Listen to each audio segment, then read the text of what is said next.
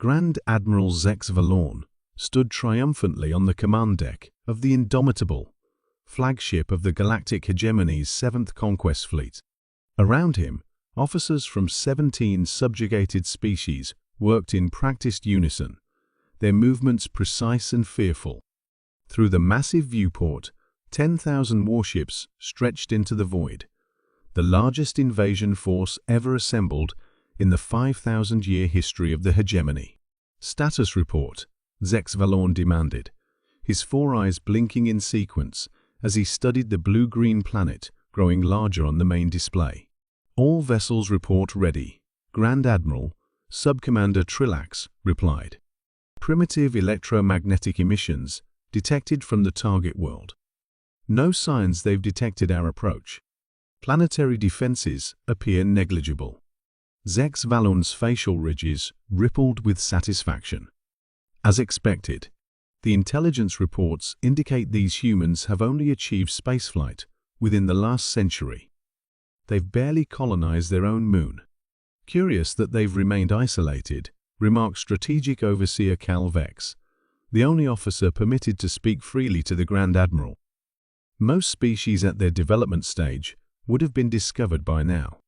Their star system lies in an unremarkable sector," Zex Valorn dismissed. "The Emperor wishes to add their world to our collection before any other power discovers them. Apparently, the planet possesses unusual biodiversity, valuable for the Emperor's personal menagerie." The bridge fell silent as Earth grew larger on their displays. Intelligence had been thorough. Humans possessed basic fusion technology, rudimentary artificial intelligence, and limited interplanetary capabilities. Their militaries still relied on chemical propellants and had no unified planetary defense system. The conquest should require less than a standard cycle. "Curious," the sensor officer suddenly remarked. "I'm detecting unusual energy readings from the planet's moon." "Specify," Zex Valorn commanded. "Unknown signature, sir." "It appears to be—" The officer never finished his observation. The entirety of the hegemony fleet suddenly found itself bathed in an invisible field of energy that seemed to emanate from the human moon. Within milliseconds, every ship's quantum computer simultaneously crashed, followed by propulsion systems, weapons arrays, and finally life support. On the Indomitable's bridge, confusion turned to panic as the ship's gravity generators failed. Zex Valorn floated from his command platform, his eyes widening with incomprehension. "What is happening?" he demanded, but received no answer as communication systems went dark. Beyond the viewport, the magnificent fleet drifted helplessly. Then, something impossible occurred. Across the vastness of space, thousands of tiny points of light winked into existence around every hegemony vessel. They appeared from nowhere, no jump signatures, no warp distortions, no sign of conventional propulsion. "Impossible," whispered Strategic Overseer Cal Vex, as the objects resolved into clearly artificial constructs, each no larger than a personal transport. "There are millions of them." Before anyone could respond, beams of coherent energy lanced out from the small devices, precisely targeting critical systems on each warship. The Indomitable shuddered as several beams pierced its supposedly impenetrable hull with surgical precision. Throughout the fleet, the same pattern repeated. No ships were destroyed, but all were thoroughly neutralized.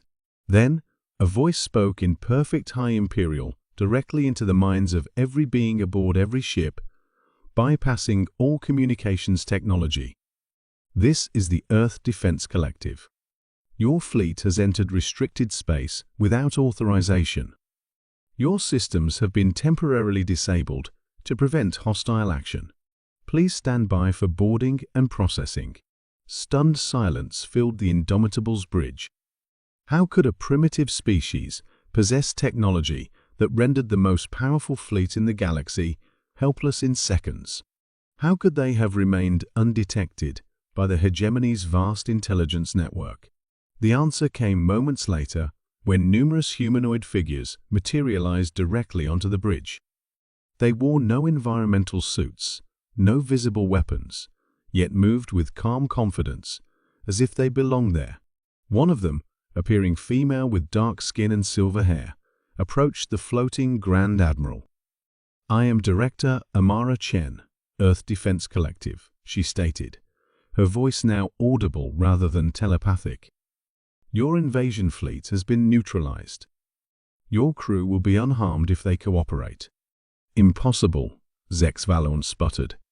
"Your species is primitive. You have only just achieved spaceflight."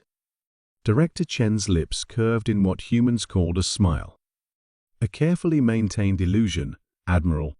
Humanity has chosen isolation for the past 3 centuries, while we observe the galaxy. We have found most interstellar civilizations lacking in ethical development. The hegemony controls half the galaxy," Kaelvex interjected. "The Emperor will send more fleets when we don't return." "No," Chen replied simply. "By now, our diplomatic delegation has arrived at your Emperor's palace. Similar conversations are occurring throughout your empire. The age of the hegemony has ended." As the truth dawned on Zex Valorn, he realized the terrible mistake they had made. They hadn't discovered Earth. Earth had allowed itself to be discovered, precisely when humans were ready to emerge onto the galactic stage. The conquest that was supposed to take seconds had indeed been completed in seconds, but not as the hegemony had planned. The conquerors had become the conquered, and the galaxy would never be the same again.